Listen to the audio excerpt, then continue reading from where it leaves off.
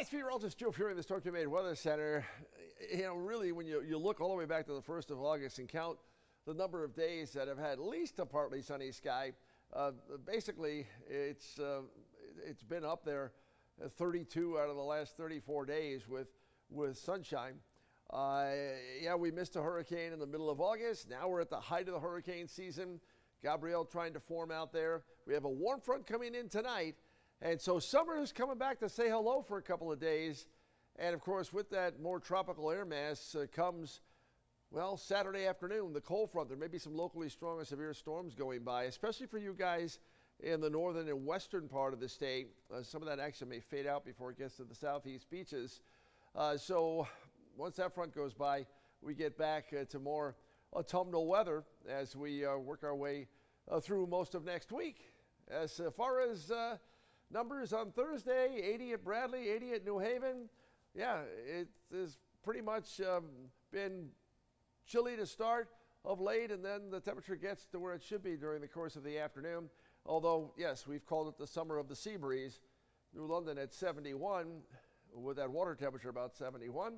There are the showers and thunderstorms overnight, but by the time you step out the door on Friday morning, they'll be gone. You'll notice the difference. It'll be much milder and muggier to start Friday, and highs low mid 80s inland, 75 to 80 at the coast. Sunshine. Overall, Friday afternoon and evening are fine.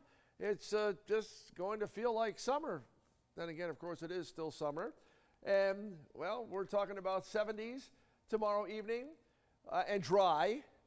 And then Saturday, we start near 70. Here comes the cold front. So during the course of the afternoon, thunderstorms with downpours, some damaging winds, hail, so even an isolated tornado. So we got to be careful with Saturday afternoon. Notice how the front is very slow to move, so there could be some localized flooding as the thunderstorms don't move very much. So anyone on 91 quarter on west is under the gun to get hit. You can see how this action is trying to move to the east and is not doing very well. So like I said, the southeast beaches and over through Rhode Island and Cape and so forth may not get into much action. So it's all about Connecticut, especially the northern and western half. And then it's going to be lots of clouds, some sun. Yeah, the clouds stick around Sunday. Highs upper 60s, low 70s. It's a much cooler day on Sunday. Hard pressed to get the sun out unless you go more to the northwest. And those dew points Saturday in the low 70s. Look at those dew points back in the 50s on Sunday. And Monday, beautiful upper 60s, low mid 70s, pleasant. Great weather overnight, lows into Tuesday morning, back down in the 40s in many inland spots. So the passing showers and thunder showers tonight. Increasing sunshine, warm and humid, breezy tomorrow. Highs low mid 80s. Yeah, it could even feel like it's up towards 90. It's on the humid side. And then Saturday, those afternoon thunderstorms, especially for northern and western Connecticut, with the threat for locally severe weather. And then, well, it's just great. Sunday, right through at least Wednesday of next week. Highs upper 60s, low mid 70s, overnight lows 40s, lower 50s.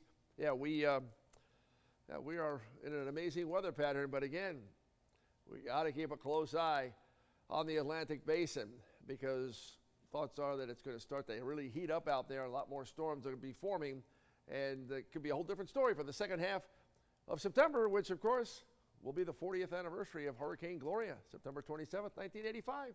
All right, Gil's back first thing Friday morning with the very latest update and ragweed pollen counts high. You may be noticing that we are very, very dry. Bye.